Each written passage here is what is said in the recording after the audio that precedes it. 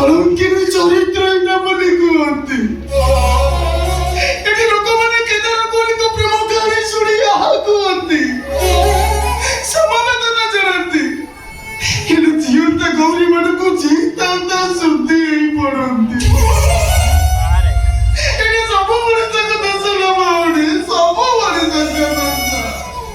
ଭାଇ ସବୁ ମୋ ଭାଗ୍ୟର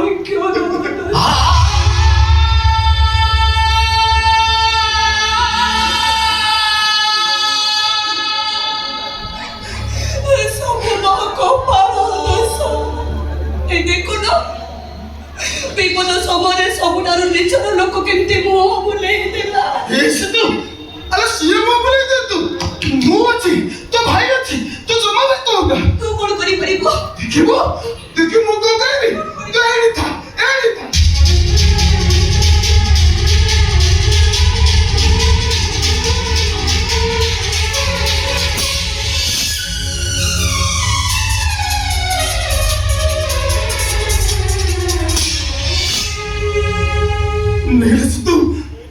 ବ୍ୟାଗର ଅମୂଲ୍ୟ ସମ୍ପତ୍ତି ଅଛି, ତ ସ୍ୱାମୀ ନିଶ୍ଚୟ ଭଲ ହେଇଯିବେ। କଣ ସୁନା?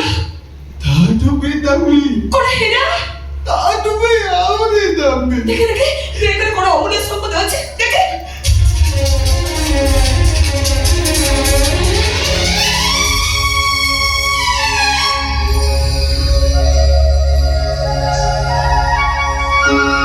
ଠାକୁର করে ପୂଜା ପାଉଛୁ ବା ଜଗନ୍ନାଥ। କଣ ଚିନ୍ତୁ? ଆରେ ଆଠରେ ବଡ଼ ଡାକ୍ତର ଏ ଦୁନିଆରେ କେହି ନାହିଁ। ୟାଠୁ ବଡ଼ ସମ୍ପତ୍ତି ଏ ଦୁନିଆରେ ଆଉ କିଛି ବି ନାହିଁ। ଆପଣ ଏଇ ଶପଥ ମୁଙ୍କ ମୁଣ୍ଡ ପାଖରେ ରଖିଦବୁ, ଦେଖିବୁ ସେ ନିଶ୍ଚୟ ଭଲ ହେଇଯିବ, ନିଶ୍ଚୟ ଭଲ ହେଇଯିବ।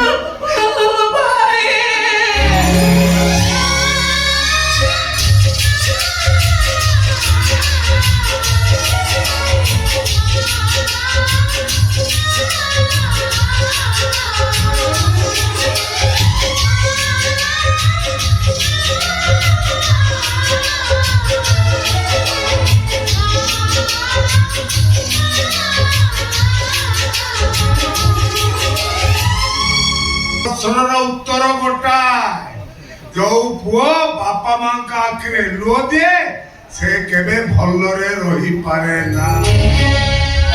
ତମେ ଏମିତି କଣ କହୁଛ? ଯୋଉ ପୁଅ ବାପା ମାଙ୍କ ସ୍ନେହ ମମତାକୁ ପାଦରେ ଗୋଇଠା ମାରି ମାଇପ ବୁଦ୍ଧିରେ ଘର ଛାଡି ଚାଲିଯାଏ ସେମାନେ କେବେ ଭଲରେ ରହିପାରନ୍ତି। ଆପଣ ଠିକ କହିଛନ୍ତି ନନା।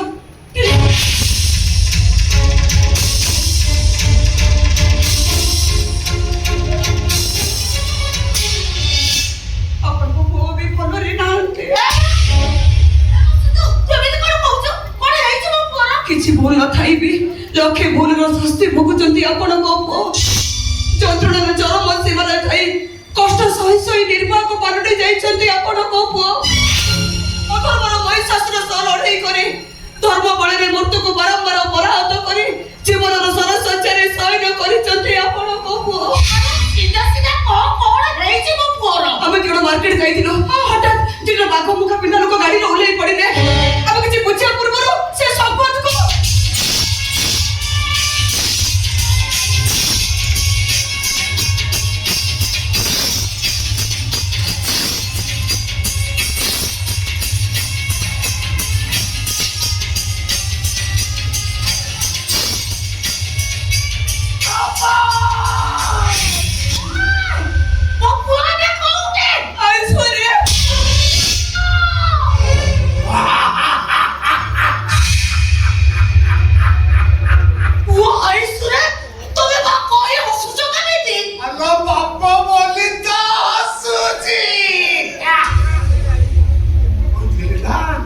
ଯୋଉ ପୁଅ ବାପା ମା ଆଖିରେ ଲୁହ ଦିଏ ସେ କେବେ ଶାନ୍ତିରେ ରହିପାରେ ନା।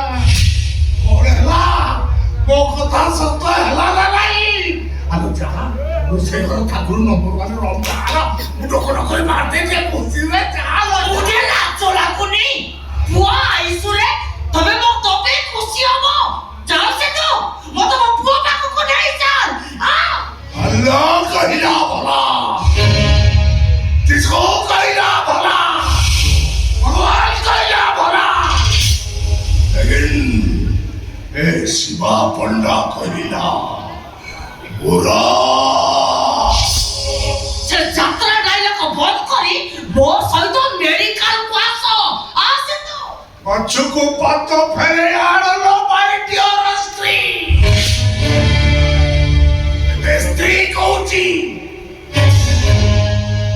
ତାପରେ ମାଇକିଣା କହିବି ଆଉ ତାପରେ ଧରିବି मैं स्टेज रू घोषाड़ी ग्रीन रूप रे फोपाड़ी ମାରିବ ତ ମାରୁ ମାରୁ ଜୀବନରୁ ମାରିଦବ ତ ତଥାପି ତମେ ମତେ ଅଟକେଇ ରଖି ପାରିବନି ମୋ ସ୍ୱାମୀ अरे କାରଣ ମୋ ମା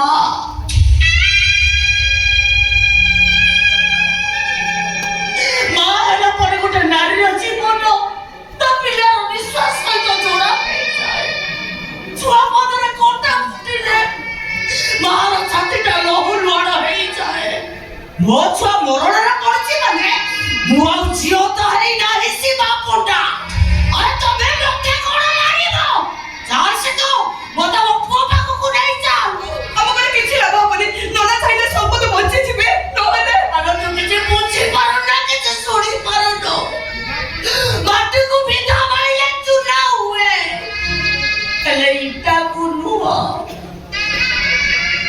ଅହଙ୍କାର ନିଆଁରେ ଜଳି ଯାଇ ବାପର ଛାତିଟା ଇଟା ହେଇଯାଇଛି ସ୍ନେହ ମମତା ବିଧାରେ ସେ ଚୁନା ହବନି ନନା ନ ଚାହିଁଲେ ସମ୍ପତ୍ତି ବଞ୍ଚିବେନି ବୋଉ ହବ ତାଙ୍କର ଅପରେସନ ହବ ସେଥିପାଇଁ 5 ଲକ୍ଷ ଟଙ୍କା ଦରକାର ନହେଲେ ସମ୍ପତ୍ତି ମରିଯିବେ ସେ ତମେ ଶୁଣୁଛ ନା କାଠ ପାଲଟି ଗଲ ଆଗରୁ 8 ବର୍ଷ ଯାଏ ପିଲା ହଉନଥିଲା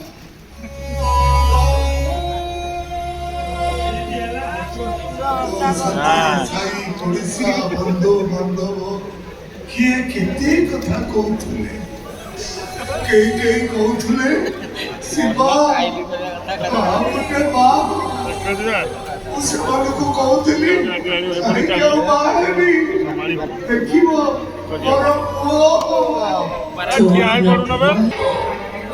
ପୁଅଟା ବାହା ହେଲା ଯେ ଘରେ ବେବି ବି ବନ୍ଧା ହେଲାନି ବୋଉ ଆସିଲା ଯେ ପୁଅଟା ଘର ଛାଡ଼ି ପଳେଇଲା ପୁଅ ବହୁ ସୁଖ ଆମ ଭାଗ୍ୟରେ ନାହିଁ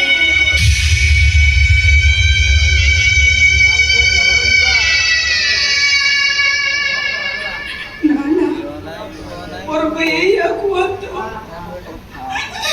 ଶାଶୁ ଘର ସୁଖ ମୋ ଭାଗ୍ୟରେ ନାହିଁ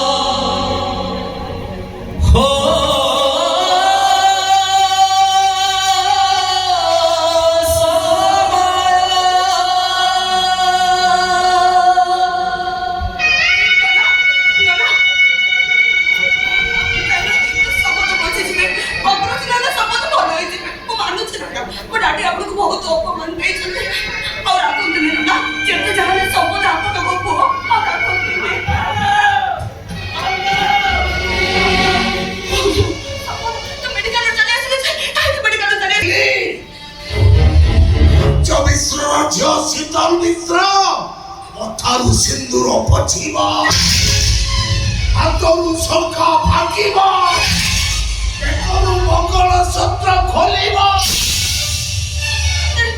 କାର୍ କରି କହିବ ମୋ ସ୍ୱାମୀ ମୋ ପାଇଁ ମରିଗଲା ମୁଁ କହୁଛି ତୁ ଟପଳା ଆରେ ସ୍ତ୍ରୀର ସ୍ତ୍ରୀ ପୁଣି ଓଜନ ଥିଲେ ତା ସ୍ୱାମୀକୁ ଜମ ବି ଦେଇ ପାରିବନି ଆରେ ପ୍ରତିମତ ସ୍ତ୍ରୀ କେବେ ବିଧବା ହୁଏନି ମୁଁ କହୁଛି ତୋ ସ୍ୱାମୀର କିଛି ହବନି ପଳା ସେ ତୁ ମୁଁ କହୁଛି ତୁ अंकल जी ये लोग तेरे पति प्रता सती पड़िया देखौछु तू कहबाकू चाहछु तो भाई वो बच्चे जी ଖାଇବାକୁ ପାଉନଥିଲ ଚୁଡ଼ା ଖାଇ ବଞ୍ଚୁଥିଲ ଚିରା ସାର୍ଟକୁ ଚିଲେଇ କରି ମତେ ବାହାକୁ ଯାଇଥିଲି ମୁଁ